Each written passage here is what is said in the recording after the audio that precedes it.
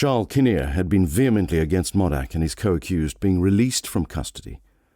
Among his reasons was that "I see the possibility exists more innocent people will get killed and injured." Be that as it may, the state failed to sufficiently back up its stance to keep them detained, and Modack and co. were granted bail at the end of February 2018.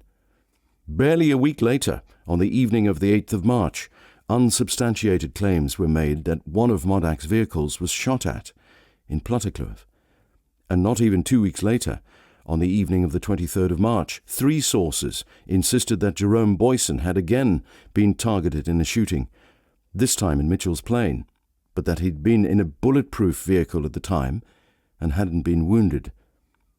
Police confirmed that there'd been a shooting in the area, but said that nobody had lodged a case with them. The next day, Jerome Boyson denied that he'd been shot at and said it was just people making stories. Claims also surfaced that Jerome Boyson was shot at on the afternoon of the 24th of April while in a bulletproof vehicle and that he'd been unharmed.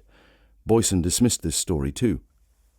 Then, on the 25th of April 2018, a murder in Johannesburg lifted the lid on a hotbed of sensational underworld links involving men from Eastern Europe.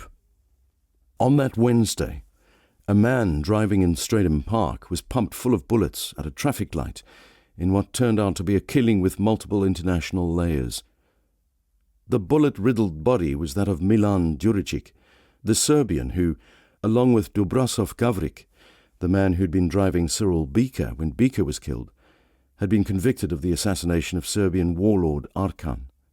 It wasn't clear how Djuricic had ended up in South Africa and why he'd been murdered, but perhaps Arkan's allies had indeed caught up with him, or perhaps he'd got involved in dubious dealings in this country that had backfired, putting an end to his life. Whatever the reason, Djuricic's murder meant a Serbian intelligence operative had been killed in South Africa, and just 11 days later this would be mirrored when a South African intelligence operative was killed in Serbia. On the afternoon of the 6th of May 2018 came the news that George the Butcher Darmanovic had been shot dead in Belgrade in an assassination that closed several portals through which information and claims were leaked and spread to South Africa. According to Serbian media, 4 gunshots were heard, and Darmanovic was wounded in the head. He died later in hospital. Darmanovic's murder became part of what was developing into a spate of shootings in Serbia and South Africa, in which Serbian men, some with similar backgrounds, were targeted.